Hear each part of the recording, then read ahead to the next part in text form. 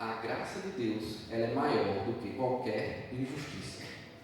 Com Tamar, a gente pode aprender que mesmo que nos seja imputada uma culpa por algo que nós não fizemos, mesmo que falsas promessas nos sejam feitas, e às vezes a gente se apega tanto a essas falsas promessas, e elas nunca ocorrem, mesmo que discursos sejam proferidos contra nós, nos acusando de coisas que nós nunca fizemos, a graça de Deus é maior do que qualquer injustiça da qual possamos ser acometidos. Diante de qualquer injustiça enfrentada no nosso dia a dia, seja uma injustiça pública ou às vezes até aquela injustiça privada que fica ali no nosso íntimo, a gente precisa firmar nossa fé em Deus e entender que a graça de Deus derramada sobre nossa vida é maior do que qualquer injustiça que a gente possa enfrentar. Então não devemos temer as injustiças do dia a dia. Em Raabe, a gente aprende que a graça de Deus é maior do que qualquer pecado. Raabe vinha de uma vida de pecado, e a Bíblia não relata o que a fez se tornar prostituta, mas o fato é que ela era uma. A partir do momento que ela reconhece que o verdadeiro Deus é o Deus de Israel, o único que pode salvar, ela abre a porta da sua casa. E ao abrir a porta da sua casa, a graça redentora e salvadora de Jesus Cristo expurga ali toda a vida pregressa de Raabe.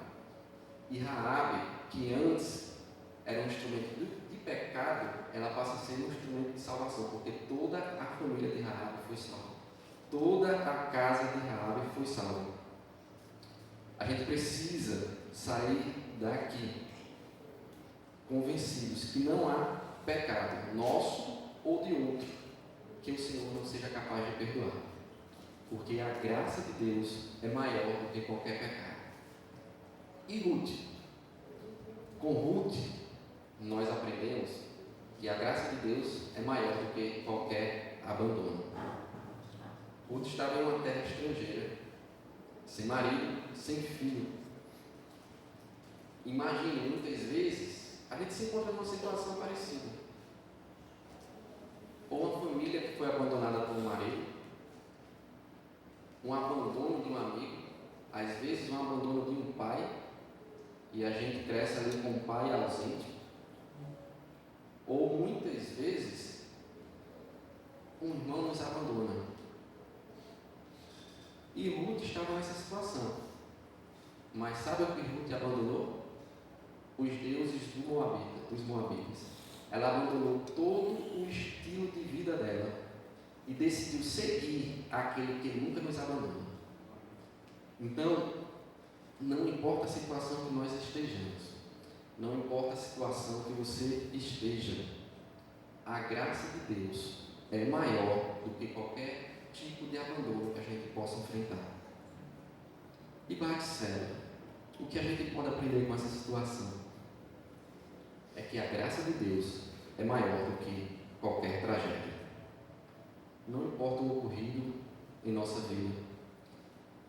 Às vezes, quantas famílias não enfrentam tragédia de doença, de acidente, e a gente se encontra ali numa situação que a gente acha que aquilo ali não tem solução. Mas Deus, ele é maior do que qualquer tragédia. E fez a tragédia de Batseba uma situação, uma transformação que ela jamais poderia imaginar, de estar incluída na genealogia de Jesus Cristo.